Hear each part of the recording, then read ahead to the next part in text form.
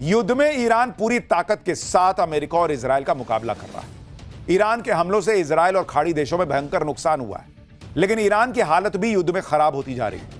America और Israel की ताकत के आगे ईरान की ताकत बहुत कम है। आप देखिए कैसे ईरान में तबाही का मंजर दिखाई दे रहा है। इजरायल ने ईरान के बुशहर में एक आर्मी बेस पर हमला करके उसे नष्ट कर दिया। वहीं अमेरिकी सेना भी ईरान की मिलिट्री कैपेबिलिटी को कमजोर कर रही है। अमेरिकी सेना ने आज ईरान की मिसाइल क्षमता पर हमला किया, ईरान के मिसाइल लॉन्चिंग सेंटर पर अटैक करके उसे तबाह कर दिया। यानी ईरान को भी युद्ध की कीमत चुकानी पड़ रही है।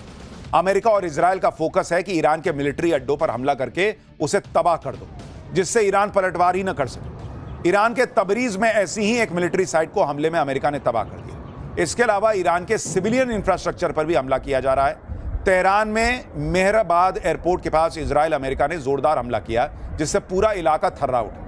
हमले की जद में कई इमारतें आई। अमेरिका और इजरायल हमला करने से पहले कुछ नहीं देख रहे, स्कूल से लेकर पुलों तक सबको तबाह कर दे रहे हैं। ईरान में शरीफ यूनिवर्सिटी पर भी अमेरिका और इजरायल ने हमला किया। शरीफ यूनिवर्सिटी को ईरान का MIT कहा जाता है। ईरान तबाह होता जा रहा है, बर्बाद होता जा रहा है, लेकिन उसकी तरफ से भी अटैक में कमी नहीं आई है। लगातार मिसाइलों और ड्रोन से ईरान हमले करता जा रहा है। ऊपर से ईरान के पास स्ट्रेट ऑफ हॉर्मुज का कंट्रोल भी अब तक है, जिसे खुलवाने के लिए ट्रंप ईरान को गालियां और धमकी दे रहे हैं। लेकिन इन धमकियों में ट्रंप का जो माइंडसेट दिख रहा है, उससे अमेरिका में ट्रंप के खिलाफ बगावत शुरू हो गई। जिस तरह से ट्रंप गाली गलौज पर उतारू है, उसकी वजह से अमेरिका में अब ट्रंप को पद से हटाने की मांग हो रही है। अमेरिका के सांसद क्या कह रहे हैं, आप देख लीजिए। डेमोक्रेट सीनेटर मेलेनी स्टांसबरी ने कहा है कि बादशाह यानी ट्रंप के कपड़े उतर चुके हैं, वो बेनकाब हो चुका है। अब समय आ गया है कि 25वां संशोधन लागू किया जाए। कांग्रेस और कैबिनेट को तुरंत एक्शन लेना होगा।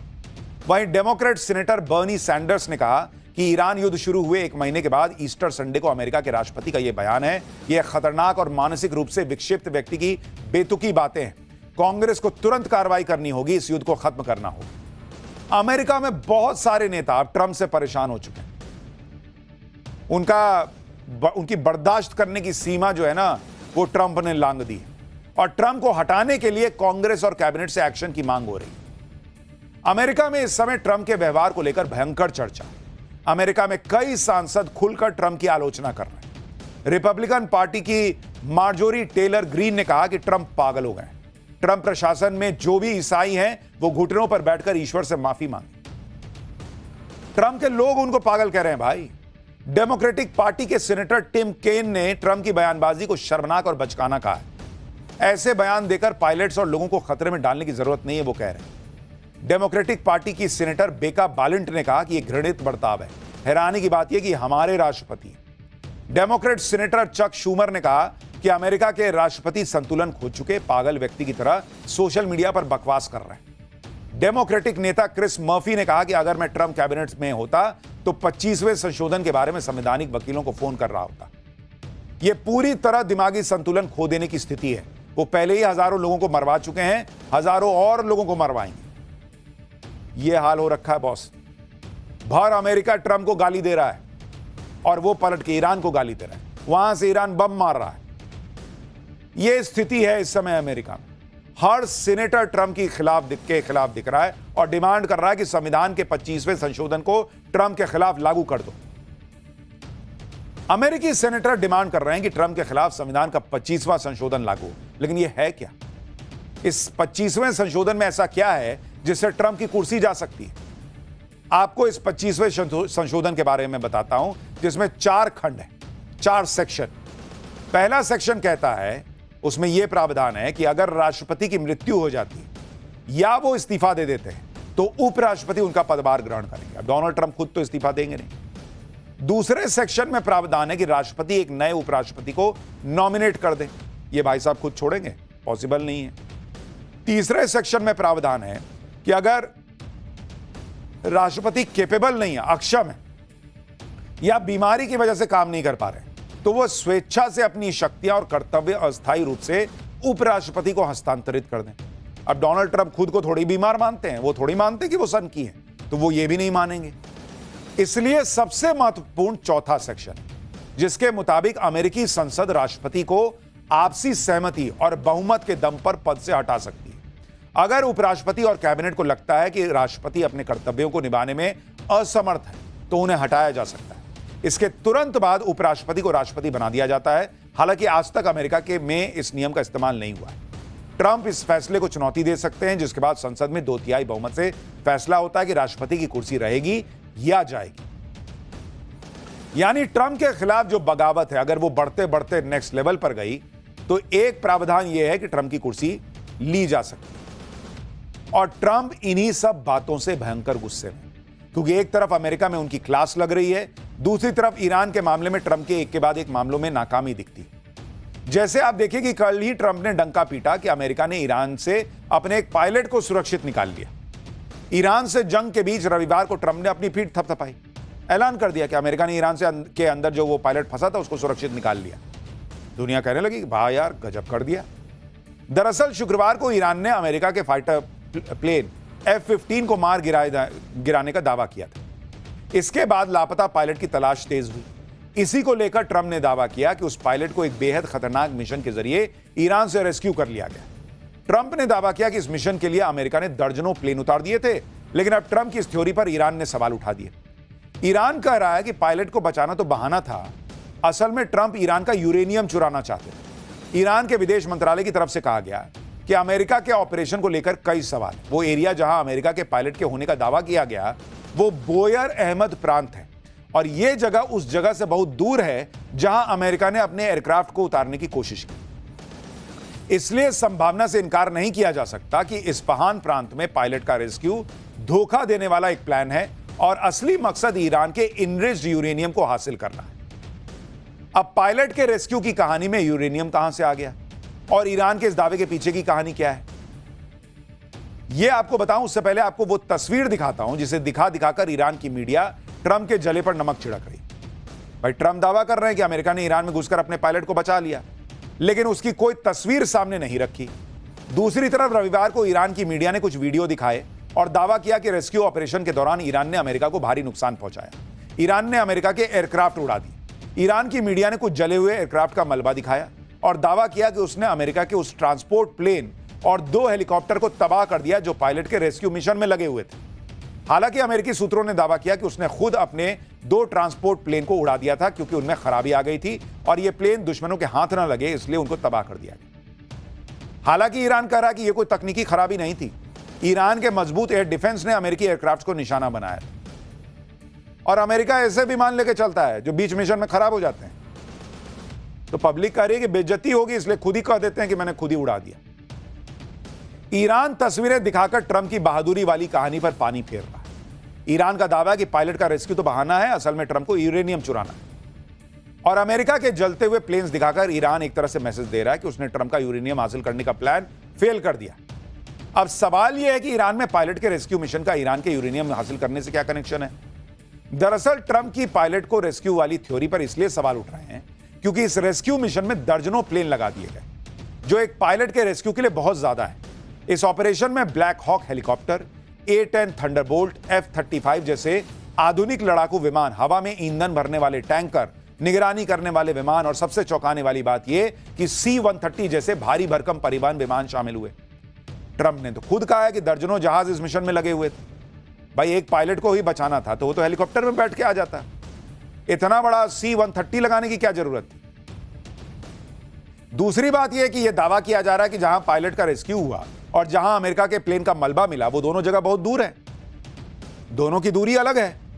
F-15 ईरान के बोयर अहमद प्रांत में क्रैश हुआ था, जबकि रेस्क्यू में लगे अमेरिका के एयरक्राफ्ट का मलबा इस्फहान में मिला, जो F-15 की क्रैश साइट से करीब 200 किलोमीटर दूर है।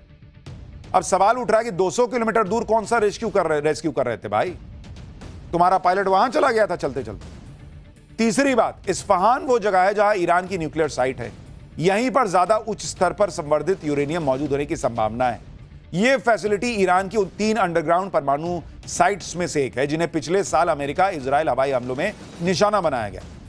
इसलिए ईरान कह रहा है कि यह पायलट का रेस्क्यू तो बहाना था, ईरान से यूरेनियम निकालकर लाना ट्रंप का पुराना प्लान है। उन्होंने अपनी आर्मी से कहा था कि ईरान से यूरेनियम निकालकर लाने का प्लान उनसे साझा किया जाए। पिछले हफ्ते उनसे यह प्लान साझा किया भी गया था, जिसमें बताया गया था कि हवाई मार्ग से अमेरिकी सेना ईरान में जाएगी। पहले जवान नीचे उतरकर बड़े कार्गो विमान के लिए हवाई पट्टी बनाएंगे, फिर ग्राउंड और एरियल ऑपरेशन के जरिए यूरेनियम निकालकर ले आएंगे। और देखा भी ऐसा ही गया। अमेरिका का C-130 के साथ ईरानी यूरेनियम साइट के पास पहुंचा था अमेरिका। यानी पायलट बहाना था। इनको पायलट की चिंता है, फालतू के ऑपरेशन में सबको लगा रखा है। यह आदमी पायलट की चिंता करेगा जो पूरे देश की चिंता नहीं कर रहा। ईरान के यूरेनियम को लेकर अमेरिका का क्या प्लान है, इसके बारे में पूर्व अमेरिकी CIA अधिकारी लैरी जॉनसन ने दावा किया कि पेंटागन की तरफ से रेस्क्यू ऑपरेशन को लेकर जनता से झूठ बोला जा रहा है। उन्होंने दावा किया कि ईरान में जो F-15 फाइटर जेट गिरा है वो असल में नतांज परमाणु संयंत्र पर ग्राउंड अटैक की तैयारी कर रहा था। उसी समय ईरान ने अमेरिकी जेट को मार दिया। अब सवाल यह है कि F-15 उस एरिया में कर क्या रहा था। CIA के पूर्व अधिकारी ने कहा कि उन्हें लगता है कि वह नतांज न्यूक्लियर रिएक्टर पर ग्राउंड अटैक की तैयारी में शामिल था। पूर्व CIA अधिकारी ने कहा कि यह ऑपरेशन तो बड़ी आपदा साबित हुआ क्योंकि ईरान ने अमेरिकी F-15 को गिराने के बाद एक ही दिन में 2 Black Hawk, 2 C-130, 4 little birds यानी छोटे हेलीकॉप्टर और एक A-10 वॉर्थॉग विमान को भी मार गिराया। उन्होंने कहा कि ईरान ने 3700 करोड़ रुपए के अमेरिकी विमान एक झटके में नष्ट कर दिए और करीब 6 अमेरिकी जवानों के भी मारे जाने की खबर है। अगर इस बात में सच्चाई है कि ट्रंप ईरान का यूरेनियम लाने के ऑपरेशन में जुटे थे और यह प्लान फेल हो गया जैसा ईरान दावा कर रहा है, तो उसने अमेरिका के प्लेन को भी तबाह किया है और उसके प्लान को भी। और इसीलिए शायद डोनाल्ड ट्रंप भन्नाए बैठे हैं, गुस्साए बैठे हैं और गाली देने पर आ गए।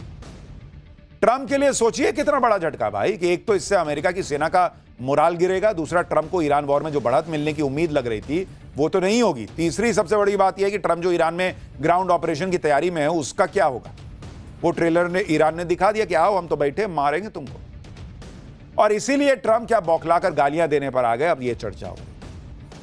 देखिए, कई लोग कहते हैं कि अरे ईरान को भी तो नुकसान हो रहा है, वो मीडिया नहीं बता रहा। अरे ईरान को नुकसान होगा ये तो भर दुनिया जानती थी।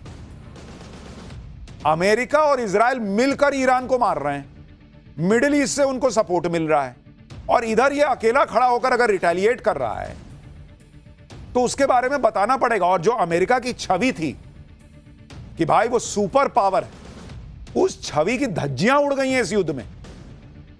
पहले अमेरिका कहीं घुसता था तो आधा तो सामने वाले का मोरल डाउन हो जाता था कि बाप रे अमेरिकी सेना आ रही है, अमेरिकी विमान आ रहा है, ये तो बहुत पावरफुल है। ईरान ने उस छवि की धज्जियां उड़ा दी।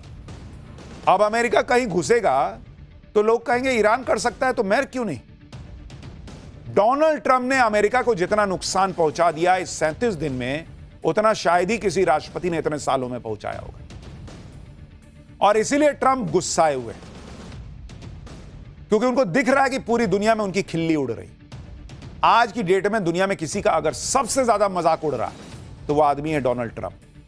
ईरान ट्रंप का मजाक उड़ाने वाले ऐसे ऐसे वीडियो बना रहा है जो पूरी दुनिया में देखे जा रहे हैं। ईरान खाली लड़ाई थोड़ी लड़ रहा है, और नमक रगड़ देता है कि ले तुम्हारे जख्मों पे नमक लेके जा। आयोडीन वाला रगड़ रहा है या बिना आयोडीन वाला ये तो नहीं पता। ये वीडियो देखिए, ईरान अपनी मिसाइलों पर ट्रंप की फोटो चिपका दे रहा है जिसमें लिखा है कि इसे हॉलीवुड आर्मी मत कहो, ये तो फॉलीवुड आर्मी है। बताइए, ईरान में लोग ट्रंप का मजाक उड़ाने के लिए AI का जमकर इस्तेमाल कर रहे हैं। जैसे ये वीडियो देखिए, ट्रंप विक्ट्री का पोस्टर दिखा रहे हैं जबकि उनके पीछे आग लगी हुई है, और जब कैमरा पीछे जाता है तो पोस्टर पर लिखा होता है I am a loser. Iran युद्ध में ट्रंप ने अब तक अरबों डॉलर स्वाहा कर दिए। इसी पर ईरान ने मजाकिया AI वीडियो बनाया जिसमें ईरान के मैप पर ट्रंप बिलियंस ऑफ डॉलर रख रहे हैं और सारे डॉलर जलकर राख हो जाते हैं। इसके बाद ट्रंप अपने हाथ झाड़ते हैं और सिर पर मेक अमेरिका ग्रेट अगेन वाली। अब आप कुछ तस्वीरें देखिए। ट्रंप को स्ट्रेट ऑफ हॉर्मुज में फंसा हुआ दिखाया गया है इसमें। देखिए कैसे भाई साहब फंस गए और ट्रंप कह रहे हैं कि मेरा दम घुट रहा है, मैं सांस नहीं ले पा रहा हूं। भर दुनिया में बहुत ऐसे ही AI वीडियो, ऐसे कार्टून, ये सब बनके सिर्फ एक आदमी का मजाक बन रहा है, वो है डोनाल्ड ट्रंप। ट्रंप की धमकियों को भी ईरान ने मजाक बना के छोड़ दिया। ट्रंप ने कहा कि हॉर्मुज खोलो नहीं तो ईरान को नर्क बना देंगे। इस पर जिम्बाब्वे में ईरान की एम्बेसी ने कहा कि हमने हॉर्मुज की चाबी खो दी। भाई ईरान मजे ले रहा है इनके, डरना तो दूर की बात है। एक और मीम देखिए जिसमें दिखाया गया कि अमेरिका ने जंग कैसे शुरू की थी और अब क्या हालत हो गई। ईरान के हमले में ट्रंप की जो छीछा लेदर हो रही है, अमेरिका की जो बेइज्जती हो रही है, उससे निकलने का एक ही रास्ता है और वो रास्ता है किसी तरह से ईरान से डील हो। लेकिन डील के लिए ट्रंप को कुछ कॉम्प्रोमाइज तो करना होगा। क्या ट्रंप वो कर पाएंगे? इसी पर ईरान अमेरिका के युद्ध का भविष्य टिका है कि यह आगे कितने दिन चलेगा।